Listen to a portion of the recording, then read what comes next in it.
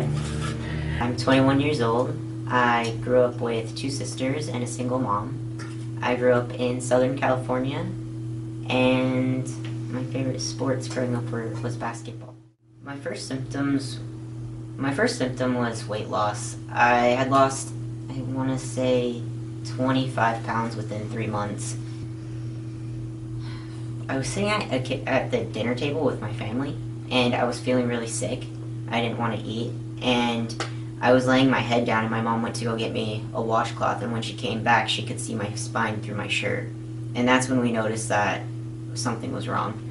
And then shortly after that, I started getting a really bad fever, and then I found a lump a few months later. Being a dumb kid, I didn't really think anything of it, so I let it go for a couple days. It was under my left armpit. It's kind of one of those things where it's not like I didn't want to tell anybody about it, just I had noticed it when I was in the shower, and then once I got out of the shower and I put a shirt on, I forgot about it until my next shower, so it took me 3 days of noticing till I was like, okay, I'll just call my mom in now for her to see, because I'm going to forget later. So I ended up showing my mom right there, and the next day we went to the doctor, and the doctor gave us 2 things that she thought it could have been. She said it could be an infection, which is why you have the fever, or you could have cancer, which would also explain the weight loss and fever. So she sent us immediately over to the emergency room at Rady's Children's Hospital, and they did a scan, and then they noticed that I had one in my neck, under my arm, and in between my heart and lung. I was 14. I had stage 2B non-Hodgkin's lymphoma. I started getting sick in early 2010, and then I got officially diagnosed in July of 2010, and then my final treatment for anything was Christmas Eve. Part of me, I was relieved, because for a while the doctors weren't listening to me or my mom when we were saying something was wrong. I kept going in saying that I was losing weight and now I had a fever, and they didn't really want to run tests. They ran blood panels and nothing showed up in the blood, so they just wanted to say everything is fine, and they blamed it on an eating disorder that I didn't have. They didn't really look into it until I came up to them with the lump, and at that point I had already been blaming myself, thinking, well, maybe they're right. When they finally said something was wrong, I don't know if I was really sad about it. I was just happy somebody was listening to me. You need to listen to yourself first, because people can make you second guess yourself, but you're the one who knows yourself better than anyone. My mom was a single mom, and my older sister, she's 8 years older than me.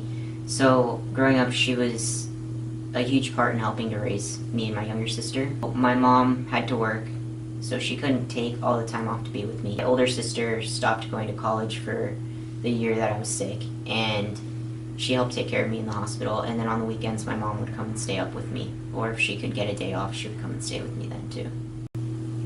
I think I was very fortunate to have my older sister. I don't know what I would do without her. We also had a lot of help because my mom was a single mom, so we didn't have a second income to help out with that. So we had a lot of help from the hospital in general. They gave us gas cards and I think other stuff too. I'm not really too sure. I know that there is help out there if people need it. My sister, because she was taking care of technically a disabled person, she was getting paid to take care of me. So it also benefited my sister in the end too. She didn't get a check till the very end, but that was a very large sum of money that she got to help out from not being able to work and stuff. She's 2 years younger, and I gotta say she probably had it worse than me, just because while my mom was working, my older sister was taking care of me. I wasn't home. There wasn't really many places she could go, so she stayed at a friend's house. And still to this day, if you talk about it, she cries. And it's because she felt like she was tossed around and she had no clue what was going on with me. She tells me all the time that she has one specific memory, and it's when my mom was talking to her on the phone right before she was about to go into church with her friend's family, and she was asking about how I was doing, and my mom had to hang up really fast because I was passing out. And so she's like, I gotta go, Brett just passed out. So then my sister was left there crying, and she didn't know what to do. I know that there were times that I was afraid it was the end, that I didn't know if it was going to be able to go much longer because I was feeling so sick. Everybody kept telling me I was fine, but I didn't feel fine. One chemo section where every time I stood up, I would pass out. So they started running tests where they would stand me up on the side of my bed. Well, first I started off laying down, and then they had me sit up, and I didn't pass out, but my blood pressure had dropped a little. So then they had me sit up on the side of the bed, and that time my blood pressure had dropped even more. So then the last one was going straight from laying down to standing up, and my blood pressure had plummeted. I fell straight to the ground, and when I woke up, everybody was standing around me. I had so many nurses and doctors in there just scattered around the room. I don't talk to anybody now, but when I was going through chemo, my aunt knows a lady who was a nanny for a kid that had cancer at the same time as me. So I followed his story along with 2 other people's stories, and we all kind of just, I guess, watched each other's stories, and the little boy ended up actually passing away. And for a while I was actually really torn and upset because I didn't understand why I got to live and this little boy had to die. I love pit bulls. I have a pit bull at home, and I think he rescued me more than I rescued him. His name's Kobe. After everything had gone on, I was extremely depressed, so yeah, I had gone down a really dark path, so he had helped me with that one a lot. Yeah, he's a sweetie. I think it's great because when I was going through chemo, I was alone. I didn't really have anybody. I had people that were messaging me on Facebook saying that they were there for me, but I didn't have any, I don't want to say I didn't have any friends, because I did have my friends, but I didn't have anybody that was going through the same thing as me. So, in a way, I was alone. I had my family there supporting me, but they didn't understand to the full extent. Just like I can't understand what they were going through. It's just, you need people that are going through the same exact thing, so you know they understand. Because a lot of it is just knowing you're not alone in the situation. When I finally went back to school, I did not like it. People stared at me, and people didn't talk to me. I thought I had done something wrong, and I thought I was a freak because I didn't have hair. But talking to people after the fact, once I got into high school and people started talking to me, they'd be like, yeah, I watched your Facebook page all the time, making sure that you were okay, and I always checked up on you. I was like, you never talked to me. I thought you hated me. They're like, I didn't know what to say to you. I didn't know the extent of how many people knew that I was sick, but I guess rumors go around. And at one point, this was embarrassing.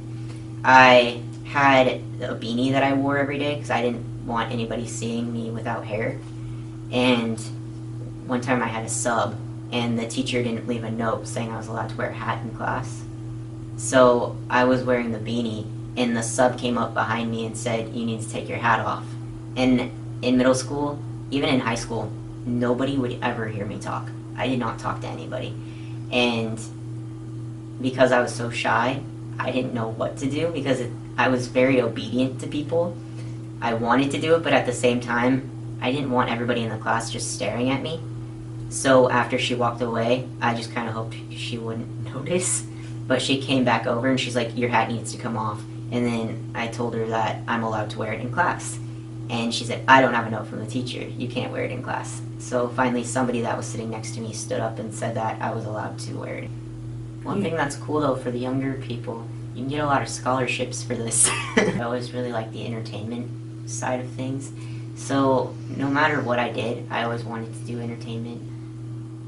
I think it's because I was so shy as a kid, because I really wanted to do TV, but anybody I talked to always said, you're really shy though, I don't know about that one. So I was originally going to do nursing when I started college. I took one anatomy class and I couldn't do it.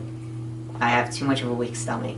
So I was like, alright, what can I do that will work out?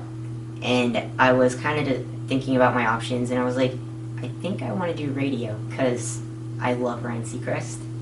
So I was like, I'm going to do it because I'm going to be Ryan Seacrest now. I actually met somebody at one of my previous jobs that was married to that is married to one of the DJs at Katie. So that's how I got my job.